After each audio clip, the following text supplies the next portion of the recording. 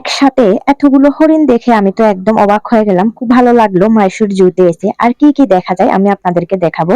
আর দেখতে হলে আপনারাও পুরো ভিডিওটা না টেনে দেখবেন, তারপর বুঝতে পারবেন কি কি আছে।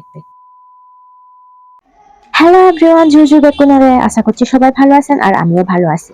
আজকে আসলাম আমরা মাইশোর জুতে। মাইশোর জুতে প্রথমে আসতে হলে কিন্তু এভাবে একটা গর্তের মতো করে থাকবে, ঠিক এরকম এখানে যেভাবে আমরা উপরে উঠলাম ঠিক এভাবেই আসতে হবে। আর আসার আগে কিন্তু সবার আগে আপনার ফল ফ্রুটস থাকতে পারবে না, পানির বোতল থাকলে এখান থেকে টিকিট নিতে হবে, মানে ওখানে জমা দিতে হবে, না হয় নিজের কাছে নিয়ে আসলে এখানে একটা টোকেন দিয়ে দিবে, টোকেন দিয়ে নিয়ে আসতে হবে। তো সর্বপ্রথম আসার পরে আমরা যখন এই পাখিগুলোকে দেখতে পেলাম আমার খুব বেশি মায়া হলো।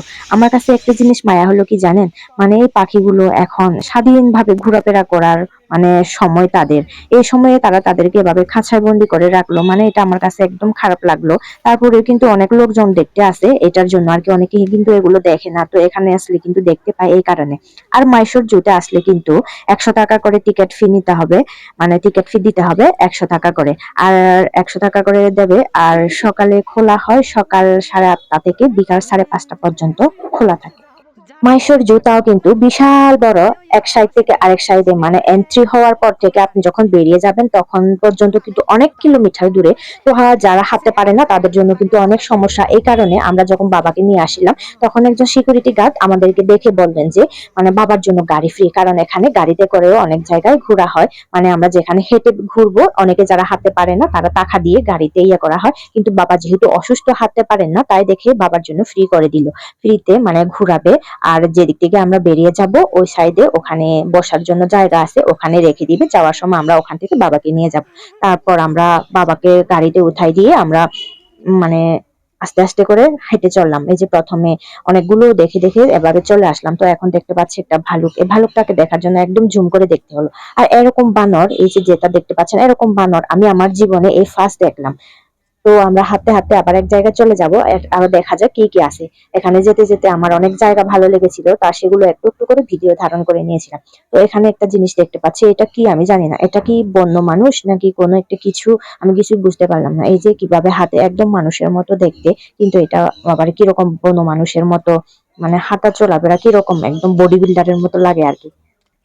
এবার তাহলে আরেকটু সামনে এগোনো যাক, দেখা যাক ওখানে আবার কি আছে। তো যেতে যেতে আমি একটু একটু করে আমাকে ভিডিও করলাম, তো যাতে এই দৃশ্যটা আমার কাছে মানে স্মৃতি হয়ে থাকে, এটা আমার কাছে খুব ভালো লেগেছিল তাই একটু করে করে নিলাম।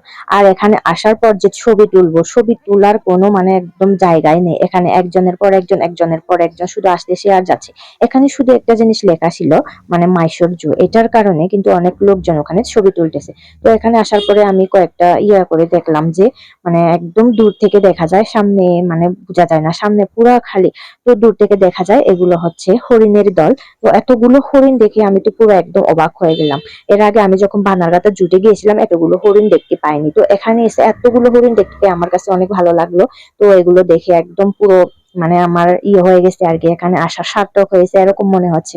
তো এগুলো দেখার জন্যই তো মানে আসা। তো অনেক সময় দেখা যায় কি ওখানে একটা দুইটা মাত্র থাকে, এগুলো দেখতে এত বেশি ভালো লাগে না, কিন্তু এভাবে এক ঝাঁক করে দেখলে মানে পুরো ভালো লাগে আর কি। তো আমার কাছে ভালো লেগেছিল, আপনাদের কাছে কেমন লেগেছে আপনারা অবশ্যই আমাকে কমেন্টে জানাবেন।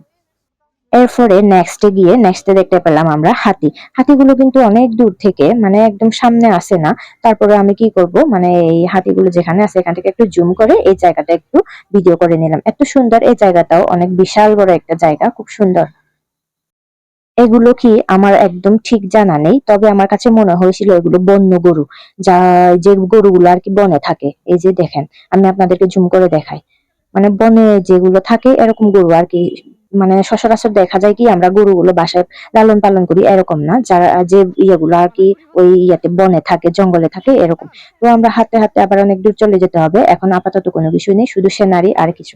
তো একটু হাঁটার পরে আমরা আরেকটা জায়গায় চলে আসলাম, এখন দেখতে পাচ্ছি এগুলো কি হরিণ নাকি কি জানি না, তবে এগুলো নেটের থেকে এত বেশি ভালো বোঝা যায় না, তবে আমি একটু করে দেখেছিলাম আর কি। এখানে একটা লোকও আছে, এগুলো পরিষ্কার করতেছে। আর এখানে একটা বানরও দেখতে পাচ্ছি। আরো কি কি আছে দেখবো অবশ্যই, কিন্তু আপনারা সব সময় আমার ভিডিওটা পুরোটা পর্যন্ত দেখবেন, তাহলে বুঝতে পারবেন একদম শেষ পর্যন্ত কি কি আছে এখানে। বিশাল কিন্তু এই জুটা অনেক বড়। আর এগুলো কি জানি না, তবে আমাদের ভাষায় এগুলোকে মনে হয় চংড়া বলা হয়। তো এখানে আসলাম, আবার একটা দেখতে পেলাম কি জলহস্তি। জলহস্তি গুলো নাকি ছোটবেলায় পড়েছিলাম, পানির ভিতরে মানে থেকে বুদবুদ করে মানে ইয়া করে আর কি, নাক দিয়ে পানি ইয়া করে ফেলে। তো এভাবে আমি এগুলো মনে করতেছিলাম আর কি, ছোটবেলায় যেগুলো আমি পড়াইছিলাম।